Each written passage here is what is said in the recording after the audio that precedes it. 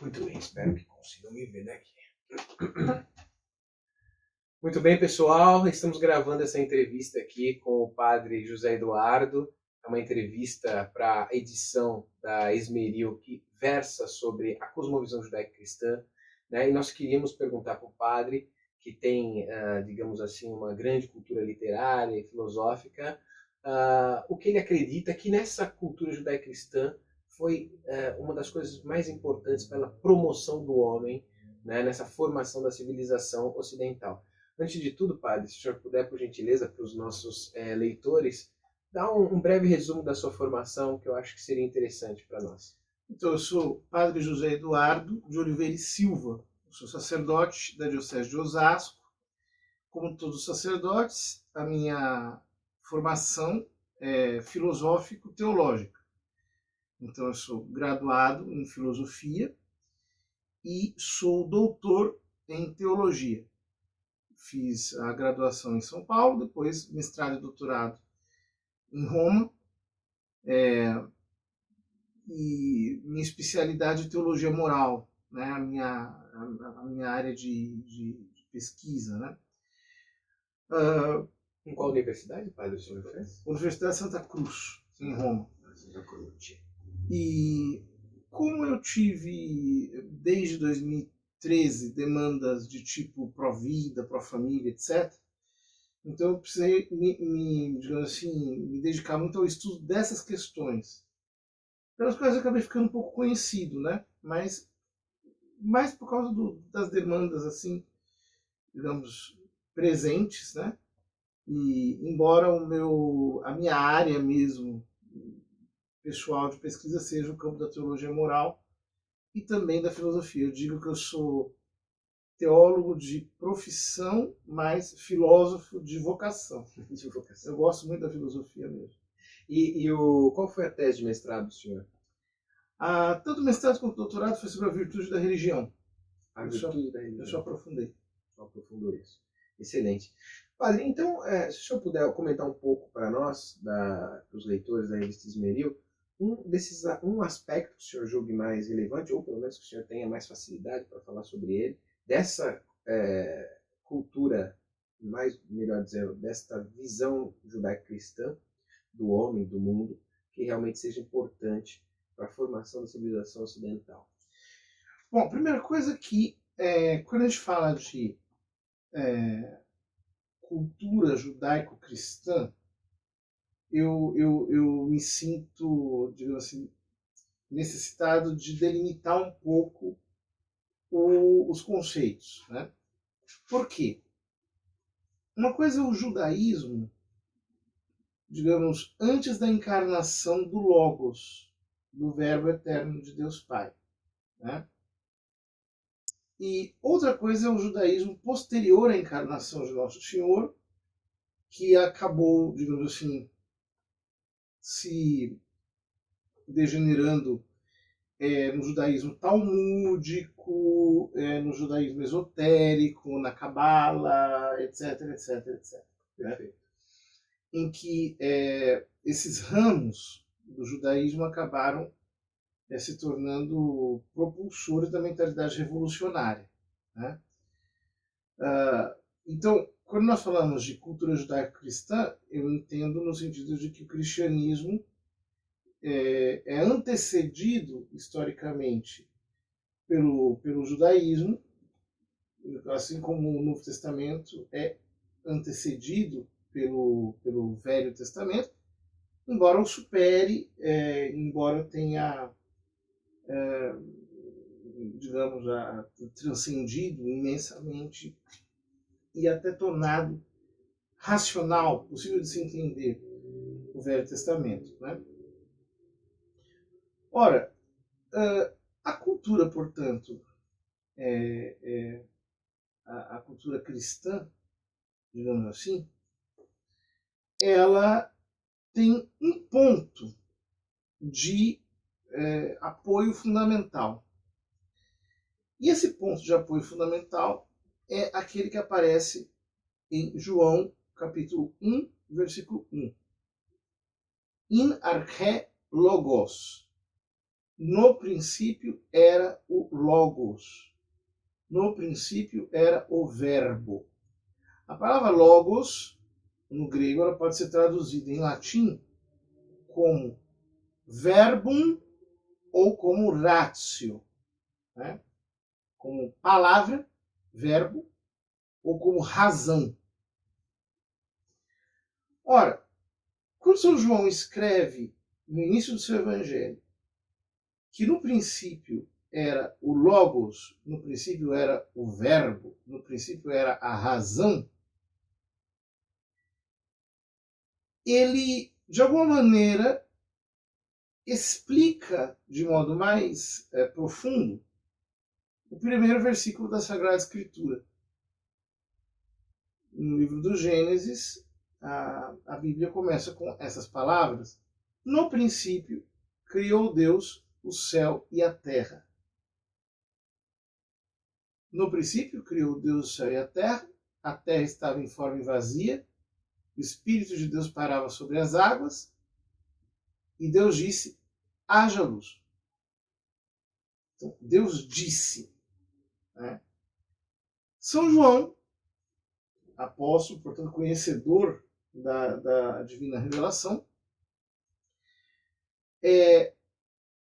mostra como o primeiro versículo da Sagrada Escritura pressupõe a Santíssima Trindade, dentro da qual há uma ordem. Ou seja, o Pai eternamente gera o Filho, o qual, como diz a carta aos Colossenses, é a exata expressão do seu ser, o qual é a imagem perfeita do Pai. E é o Logos, ele é a razão. Portanto, a razão está em Deus, é algo íntimo a Deus. De tal modo que o universo inteiro, que procede de Deus como princípio metafísico,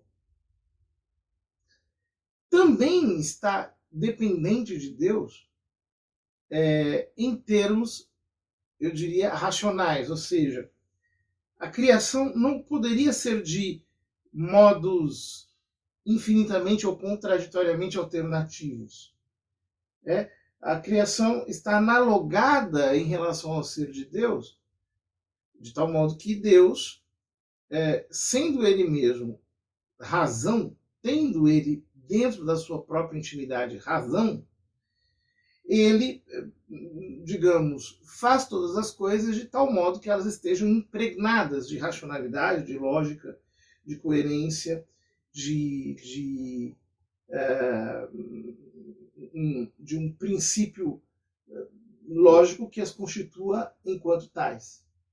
E que o mundo que dele procede, que por ele foi criado, analogamente segue esse logos, esse ser desse logos divino. Exatamente. Isso significa várias coisas. Mas dentre elas, primeiro, que há uma logicidade intrínseca à criação e que, em última análise, essa logicidade remete à lógica intrínseca que existe em Deus, né? Que é o Logos, né? Que é o verbo expresso que Deus diz eternamente de si, que corresponde à segunda pessoa da Santíssima Trindade. Portanto, esta visão do cosmos enquanto ordenado por uma razão que lhe é intrínseca é, por assim dizer, a alma de toda a civilização ocidental, e isso decorre intimamente do cristianismo. O cristianismo que produziu essa cosmovisão. Ou seja, o mundo não está solto de Deus, e Deus não é um ente racionalmente indeterminado. Obviamente, isso entra em choque com outras tradições religiosas. isso já entra em choque com o esoterismo da Cabala, né? Porque ali se eleva a intuição sobre a razão, nitidamente, né? A Cabala é gnóstica. Mas isso se assentou de uma maneira impressionante quando aquele judaísmo talmúdico, por assim dizer, se torna pedra de toque para o surgimento do Islã e da sua filosofia. Porque o Islã está totalmente fundamentado naquela profissão de fé. Allah é Deus. O que significa isso? Allah é Deus. Significa que Allah é totalmente transcendente em relação ao universo, em relação ao cosmos. E essa transcendência absoluta faz, de um lado, com que o universo não tenha uma relação de analogia em relação a Allah. Então, o cosmos está solto. Né? Em segundo lugar, faz com que Allah não tenha nenhum tipo de determinação ou de necessidade de coerência consigo mesmo. Ele é apenas uma pulsão voluntária, ou voluntarista, diríamos, que pode mandar as coisas mais contraditórias. Isso que o senhor comentou, desculpe interrompê-lo, acho que isso talvez seja interessante para as pessoas da revista. Essas características que o senhor está colocando aí da Cabala, né, que já é um judaísmo pós-Messias, né, digamos assim, uma degeneração do judaísmo, né? Não é aquele judaísmo do livro da sabedoria, do rei Davi, aquele judaísmo que já supõe essa compreensão do mundo ordenado analogicamente ao Logos divino. Isso está lá nos judeus do Pentateuco, do Antigo Testamento. Mas isso também existe, essa degeneração da Cabala, essa visão sobre Deus e o mundo e sua relação com o mundo, existe também, por exemplo, nos gregos. Os deuses eram vistos como loucos, né? Não havia uma lógica no modo como lidar com a realidade. Isso no paganismo greco-romano. Mas também, na Idade Média, nós vemos com os nominalistas, por exemplo, surgir essa percepção sobre a relação de Deus com o mundo, ou seja, um Deus completamente apartado, distinto, que não guarda nenhuma analogia, nenhuma relação com o mundo, de tal modo que esse mundo poderia ser, ou melhor dizendo, essa divindade poderia ter criado esse mundo completamente o oposto do que foi criado, né? Na verdade, o nominalismo ele tem profundas raízes islâmicas, porque ele surge justamente quando a filosofia ocidental é infiltrada por filósofos árabes, que, deturpando o pensamento de Aristóteles, enfiam ali um monte de conceitos que são oriundos da sua própria religião, né? Mas é verdade, o paganismo ele tem as suas, digamos, recorrências de tipo esotérico, de tipo hermético, né? Que eles acreditam de fato que algumas vezes, né, algumas divindades elas extrapolam o uso da razão e, digamos assim, elas são propriamente forças de delírio que levam o homem para a intuição, etc. As religiões mistéricas, as religiões esotéricas, as religiões pagãs, todas hostilizavam muitíssimo a razão e valorizavam a intuição, não a intuição no sentido filosófico preciso que lhe dá, por exemplo, São Tomás. A palavra intuere, em latim, significa ver, né? Então, esse é o sentido principal da palavra, né? Então, por exemplo, eu estou vendo aqui o nosso entrevistador intuitivamente, quer dizer, ele está diante de mim, eu estou vendo. Mas há um outro sentido, que é um sentido que foi dado à palavra intuição, que é o sentido de tipo de previsão, de enxergar algo que está oculto, né? De pressentir. Né?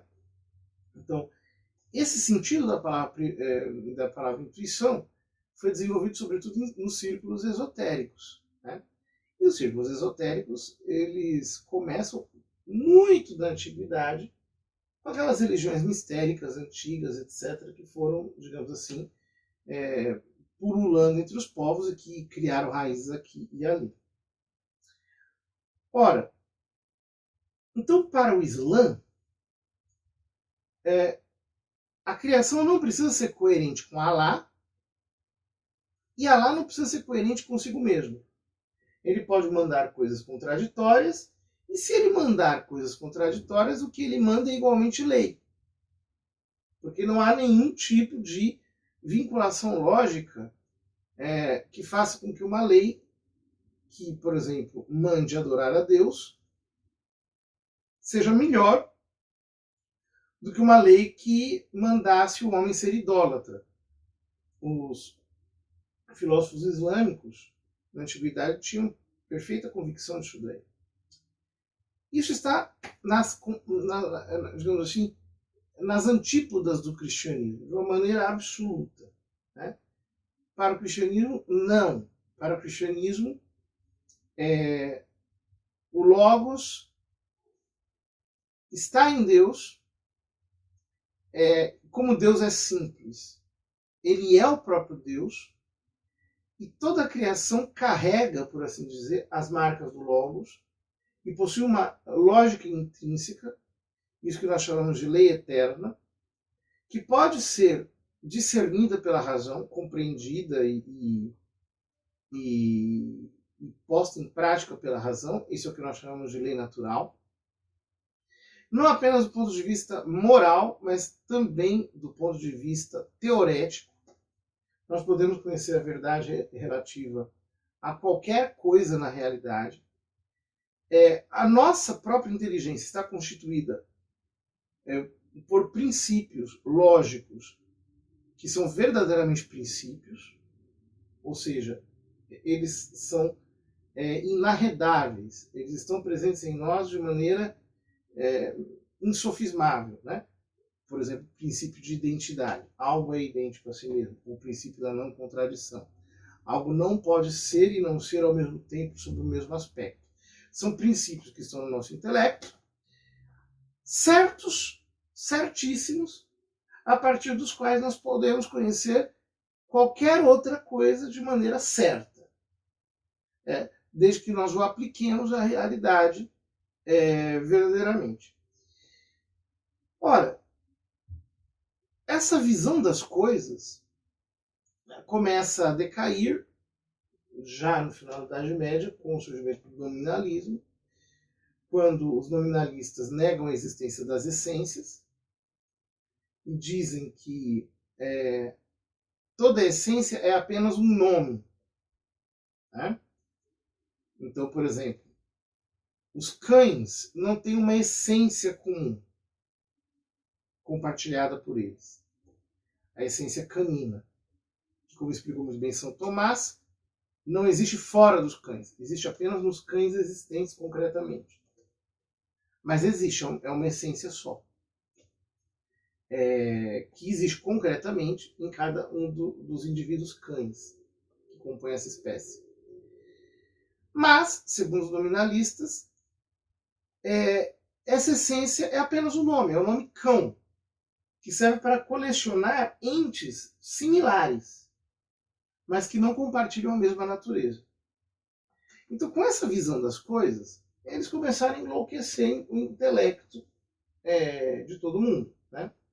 Porque se não existe, se eu não posso dizer que existem cães, mas eu tenho a experiência de que um cão e o outro têm uma natureza igual. Né? Um gato e o outro têm a natureza igual. Um boi e outro boi têm a natureza igual. Uma rosa e outra rosa têm a natureza igual. Essa é a minha experiência. Mas se eu desloco a minha experiência para o campo de uma teoria que não justifica o que eu estou percebendo na realidade, Então eu já criei uma dissonância na cognição que permite depois a entrada de tudo que é desvio filosófico. O outro desvio filosófico que entra com o nominalismo é o voluntarismo. Então a ideia de que a vontade é superior ao intelecto. Né? E isso também em Deus. Também em Deus. Né? Em Alá é assim mesmo. Né? A vontade é superior ao intelecto porque ele é um grande sultão, um grande pachá. Ele faz o que ele quer, mesmo que seja contraditório. No Deus do cristianismo, não. A vontade é decorrente do intelecto. Por quê? Bom, é um princípio metafísico muito claro. Nihil volitum nisi precognitum, diziam os latinos. Nada pode ser querido sem antes ter sido conhecido. Né? Então, por exemplo, se eu pergunto para uma pessoa, você gosta de chunchuri? Né? Se a pessoa não conhece o que é, ela não pode querer. Ela não pode gostar. Nem desejar. Né? Nem desejar, porque ela não sabe o que é aquilo. Né? Algo do saber a coisa, ela tem de ter para poder desejá-lo. Então, esse é um princípio metafísico evidente. Né? Mas, como na experiência humana, e isso apenas na experiência humana de uma maneira claríssima, né? Do ponto de vista dos entes naturais. A vontade pode ter uma certa autonomia psicológica em relação à inteligência em alguns casos. Então, por exemplo, eu posso saber que algo não é conveniente para mim e posso querer mesmo assim. Né? Uma realidade humana. É uma realidade humana. Até Aristóteles verifica isso na Ética, Nicômaco. Exato. Então, como a vontade tem uma certa autonomia, e algumas vezes ela pode ter uma certa superioridade, por exemplo, se eu não quero estudar, eu não estudo. Se eu não quero conhecer algo, eu não conheço. Então a minha vontade exerce um império sobre a minha inteligência, em alguns casos, para que a minha inteligência não conheça alguma coisa. Né? Então, digamos assim, na prática, algumas vezes a vontade ela pode ter uma superioridade, eu diria, prática, né, sobre o intelecto. Mas essa superioridade não é metafísica. Por quê? Porque quando a vontade não quer algo, ou não quer que a minha inteligência conheça algo, ela, de algum modo, pré-conhece aquilo que ela não quer que a inteligência conheça. Então, de alguma maneira, ela depende do intelecto. É uma dependência metafísica. Tá? Porque é necessário que seja assim. Até para repudiar. Até para repudiar, e como diz São Tomás, né? A toda potência se segue a toda forma se segue uma inclinação. Então, aquilo que me concede a forma de um objeto exterior é a inteligência. Então, pela inteligência eu posso adquirir as formas dos objetos. Forma em sentido aristotélico, né? Eu posso ter um contato com o ser de algum ente, conhecê-lo de alguma forma. Né? E ao, digamos, aprender a sua forma, a isso se segue uma inclinação. Ou eu quero, ou eu não quero. Ou eu desejo, ou eu não desejo. Bom, então, do ponto de vista metafísico, é claríssimo que a inteligência precede a vontade. E isto não é apenas um fenômeno psicológico humano. É realmente metafisicamente assim. Né? Então, em Deus, do qual nós somos imagem, né, também a forma se segue uma inclinação. Ora, se o filho é a imagem perfeita do pai, se ele, por assim dizer, é a exata expressão do ser do pai em linguagem de São Paulo, o intelecto, o logos em Deus, a ele se segue uma inclinação. Essa inclinação é o Espírito Santo. Então, dentro da própria Trindade, nós temos uma ordem. A Trindade não é anárquica. Ela é ordenada. Então, eu tenho a primeira processão, que é a processão do Filho, pelo Pai. O Pai gera o Filho. E a segunda processão, que é a processão do Espírito Santo, que procede do Pai e do Filho. E ele procede do Pai e do Filho porque ele não procede meramente uma pessoa, ele procede da segunda processão. Aliás, ele procede da primeira processão, porque a vontade procede do intelecto. Né? Então, assim como isto se dá em nós, é uma experiência que nós todos podemos fazer, se dá de modo imensamente transcendental em Deus, e a criação inteira está repleta disso. Ela está cheia disso. Então, o que o senhor está nos dizendo é o seguinte, que o cristianismo, ao contrário do paganismo, do islamismo, ou dessa visão mais cabalística ou talmúdica do mundo, ele estabelece que há uma ordem no mundo, e essa ordem ela não é uma coisa aleatória e separada de Deus. Não, pelo contrário, ela decorre de uma ordem interna à divindade. Exato. Ou seja, existe um logos, uma razão divina, e existe uma razão das coisas, da natureza, uma razão humana que decorre dessa divina, e que, portanto, o homem, digamos assim, ele está dentro de um cosmos que pode ser inteligido. Claro. Então você veja, nós temos inteligência. Nós seres humanos temos inteligência, temos racionalidade, né? E os seres inferiores, os animais, os vegetais, os minerais, eles não possuem racionalidade. Né? Os animais têm alguma cognição muito primária, muito primitiva. Né? Mas eles possuem uma lógica interna. Então, por exemplo, quando você analisa um coqueiro, né? O coqueiro tem uma lógica intrínseca a ele.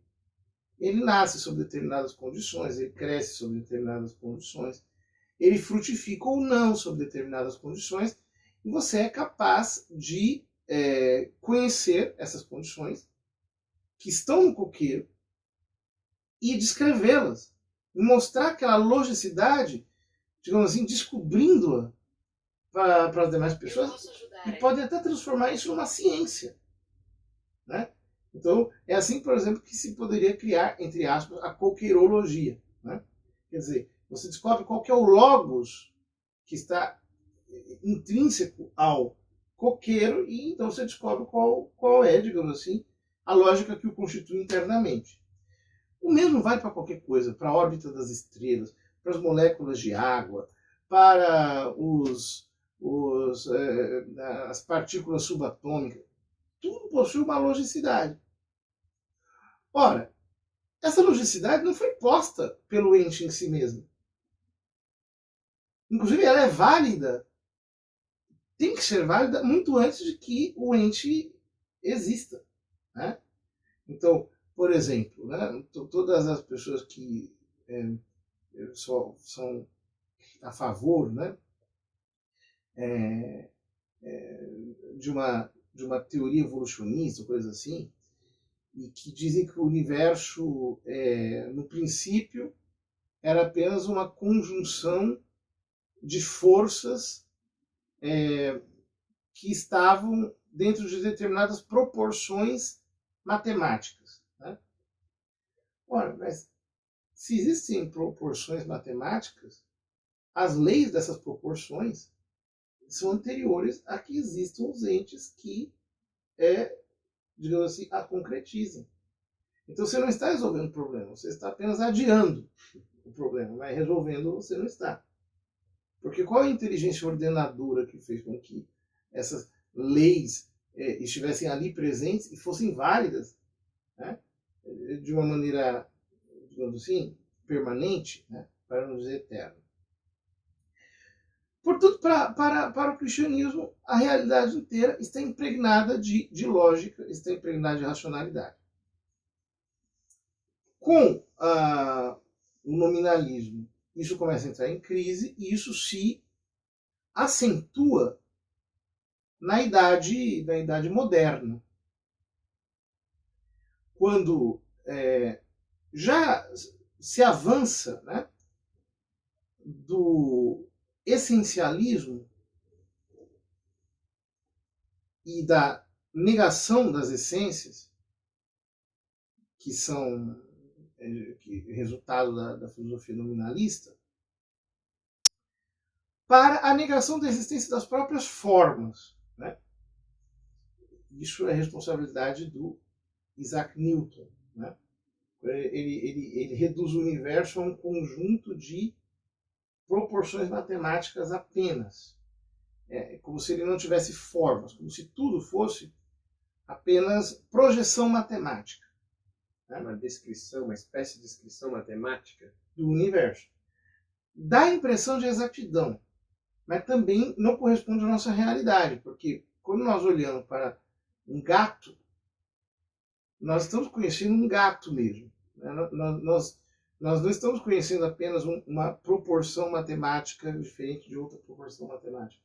Nós temos a experiência das formas, ou seja, os entes eles têm formas reais mesmo. Né? Newton forneceu, digamos, essa cosmovisão desprovida de formas. Mas Kant foi quem criou a filosofia que deu suporte para este modo de descrever as coisas. Por quê? Quando ele diz que nós não podemos conhecer o ser em si, ou os entes em si,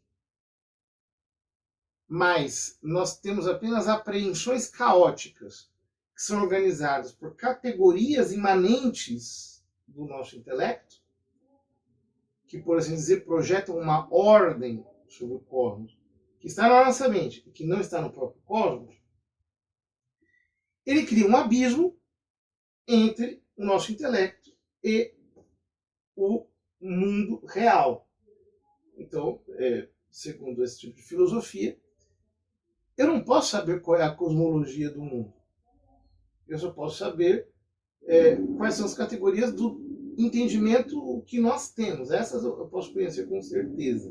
Não pode nem saber se o mundo tem uma lógica, né? Se o mundo tem uma... De modo algum. Eu posso saber se a minha inteligência tem uma lógica. Então eu crio um abismo entre sujeito e objeto. Na sequência vem o Hegel, e para sanar esse abismo entre sujeito e objeto, ele diz que tudo é sujeito. Mas que sujeito que é esse? Esse sujeito não é nada mais nada menos que a mente do Hegel. Né? Inclusive ele diz que a filosofia dele é o ponto máximo da história da filosofia e é o ponto final da história da filosofia. Né? Por quê? Porque ele parte da ideia de que a mente é tudo. Né? Nós sabemos que o Hegel era esotérico. Né? Ele era professo do hermetismo, uma filosofia esotérica antiga, que voltou a ser cultivada depois do Renascimento, quando eles começaram a desenterrar tudo que é coisa pagã, tudo que é coisa gnóstica. E, portanto, o mentalismo é um princípio onipresente da filosofia do Hegel. Tudo é mente. Isso já tinha sido anunciado, de certa maneira, em Descartes, não? De certo modo, sim. Mas o Hegel, ele agrava o problema Ele estrutura isso de uma maneira muito mais... em níveis absolutos. Então, se tudo é mente, o Hegel cria um segundo problema. Porque nós olhamos para a realidade e percebemos que existe movimento na realidade. Então ele justifica esse movimento que se dá nas coisas pelo princípio da dialética. Então ele diz não apenas que tudo é mente, mas tudo é contradição. Tudo está eternamente se movendo de maneira contraditória. A contradição está na base da realidade, do progresso da realidade. O progresso histórico se dá mediante a lei da contradição. Nesse caso, ele vê o movimento como algo de modo distinto, não só do São Tomás, da cristandade, mas também de Aristóteles também, né? O movimento dele é diferente do movimento descrito por Aristóteles, por exemplo. É diferente em termos, eu não posso aprofundar isso, senão nós vamos muito longe, né? Mas o que ele entende por progresso é exatamente a interação das contradições, as contradições que vão criando sínteses, que se vão contradizendo e que vão, digamos assim, fazendo com que a dinâmica do cosmos possa progredir. Portanto, Kant e Hegel criam uma nova cosmologia, que é a cosmologia da contradição. Não existe mais uma ordem no universo. Esta ordem tem que ser continuamente subvertida. Ela tem que ser perpetuamente contradita. Para que as coisas avancem, é preciso que elas sejam anarquizadas. É preciso que toda a ordem seja negada, continuamente, sem nenhuma estabilidade. E é curioso, né, padre, porque, me corrija se eu estiver enganado, mas quando o senhor explica isso, parece que ao mesmo tempo que ele quer negar a ordem, né, por essa concepção de movimento com base nas contradições, né, naquele sistema triádico de negação da negação, tese, antítese e síntese, ele cria uma lógica, né, que é permanente, né, a lógica, digamos assim, da contradição. Mas o triângulo hermético, que está na capa da filosofia, da fenomenologia do espírito do Hegel, né? Ele tem no centro um ponto. E este ponto é o ar. Né? Então não é só terra, fogo e água. Você tem no centro o ar. Ou seja, que para ele é o princípio da caotização que coloca em movimento essa tríade de elementos. Né? Então, sem o ar no centro do triângulo hermético, você não tem movimento. É como a cruz suástica, né? Ela se move porque as pontas dela, né? Elas são todas assim para indicando a direção para a qual ela se move. Indicando a direção para ela se mover, para ela girar. Ela não pode estar parada, né? Aquelas pontas, digamos assim, elas são representadas nesse triângulo hermético pelo elemento ar que está no centro do triângulo. Então você não tem apenas os três princípios. Você tem um princípio oculto que é justamente o ar que move todas as coisas. Né?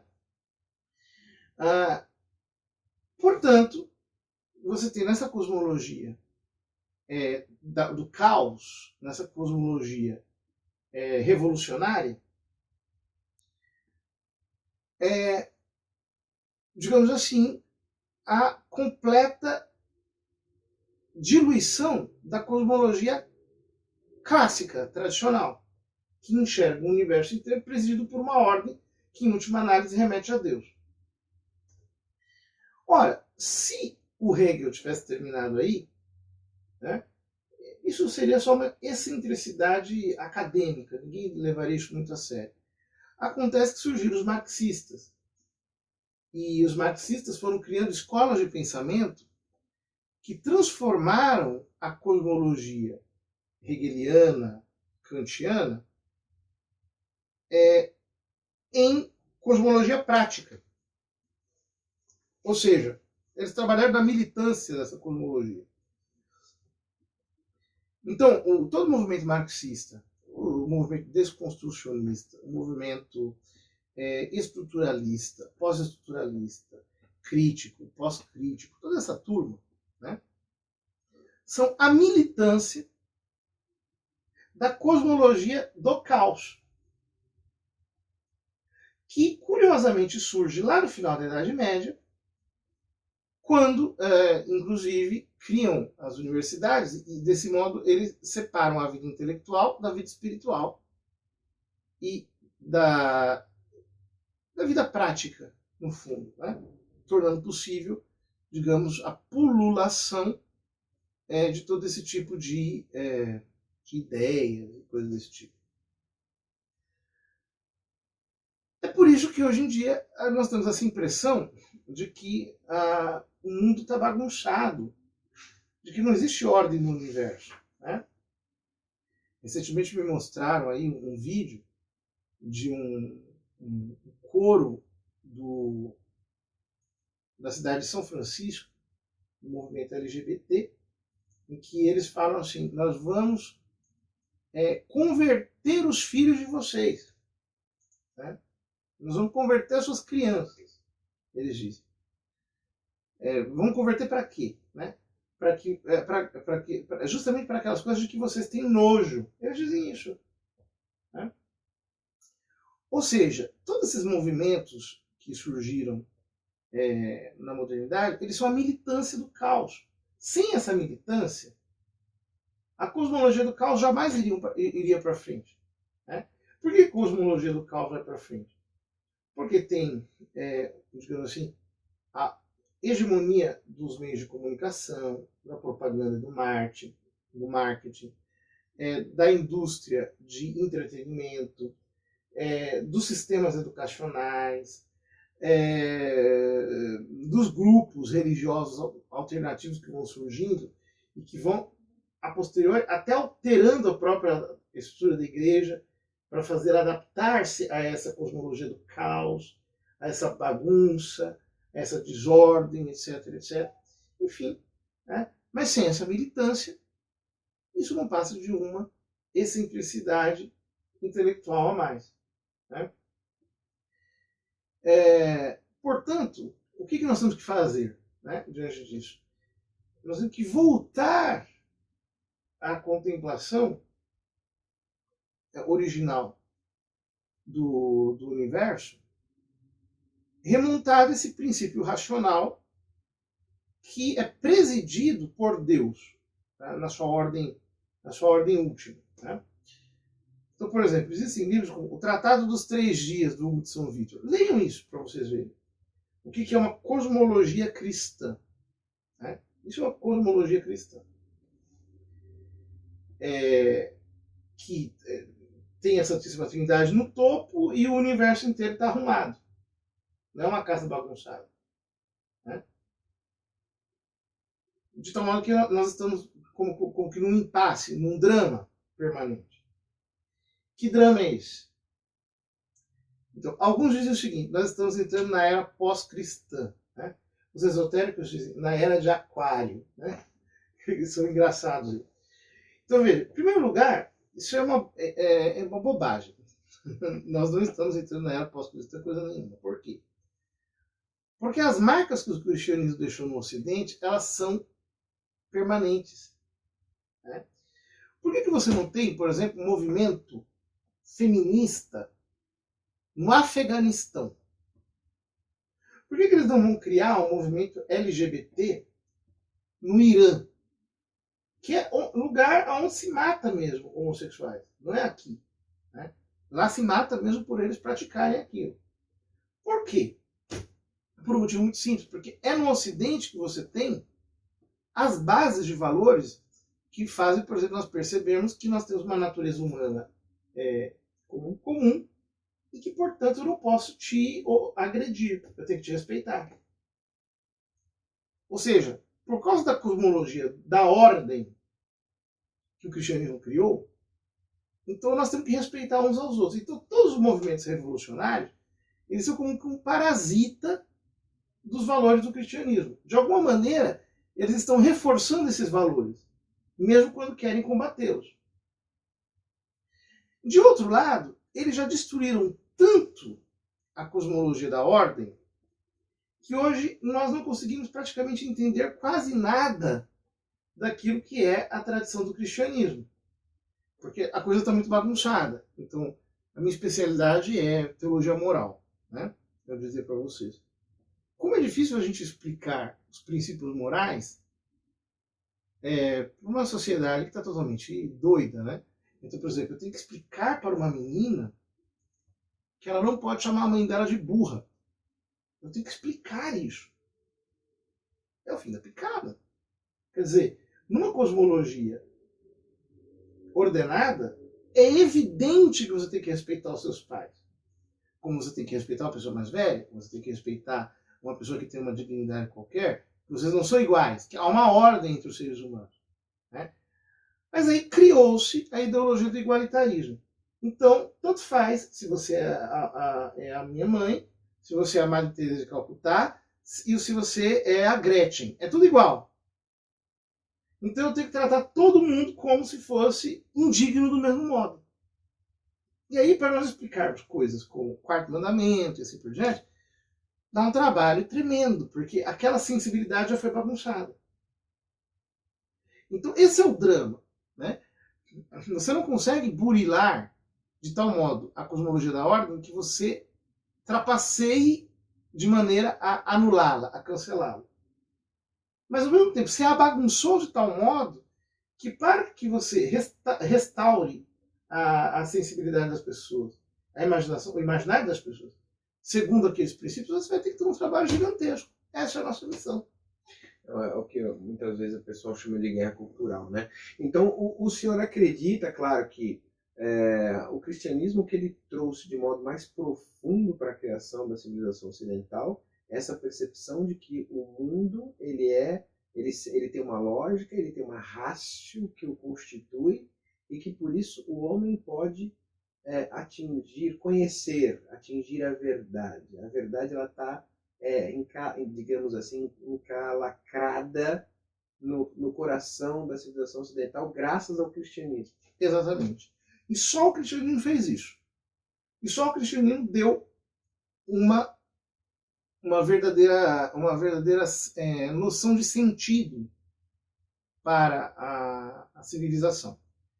Vocês vejam, todas as outras civilizações não ocidentais têm uma história fragmentada, você não consegue discernir uma história. No Ocidente não, você tem uma história única. Idade Antiga, Idade Média, Idade Moderna e Idade Contemporânea. Por que nós conseguimos discernir uma história de uma maneira tão clara? Justamente porque o cristianismo deu um sentido unitário a essa história. Depois o Hegel diz que esse sentido unitário é intrínseco à própria história, ele cometendo uma imprecisão monstruosa. Né? Ou seja, sem Deus e sem uma noção da providência de Deus, sem a fé e a razão, a história não vai caminhar para o sentido unitário coisíssima nenhuma.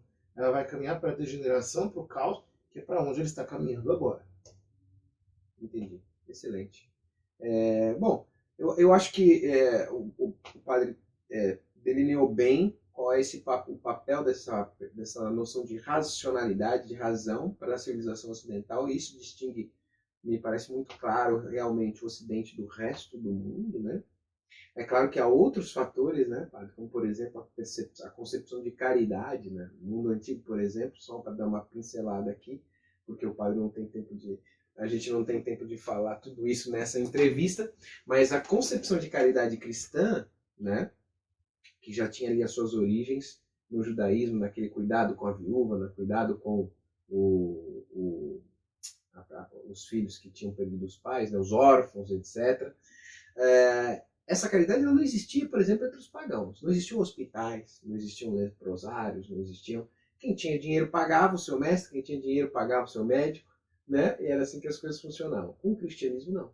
O cuidado com o outro, né, passa a ser algo fundamental para a sociedade. Né? E aí nós temos até hoje, nós temos as santas casas de caridade. Isso, dizendo bem claro, catolicismo. Né? Porque no mundo não católico, você já percebe que essa caridade social ela fica prejudicada. Você tem sistemas não sei o quê, você não tem aquela caridade social tão viva como nos países de cultura católica que está na sua base de constituição. Mas sobre caridade vai ter que ficar para uma outra vez. Claro, vai ter que ficar porque é muita coisa. Não, excelente. Padre, muito obrigado pela entrevista.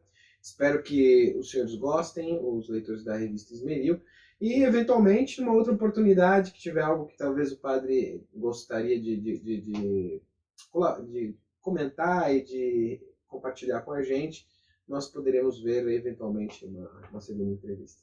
Tá bom? Muito obrigado. Um grande abraço a todos. Obrigado.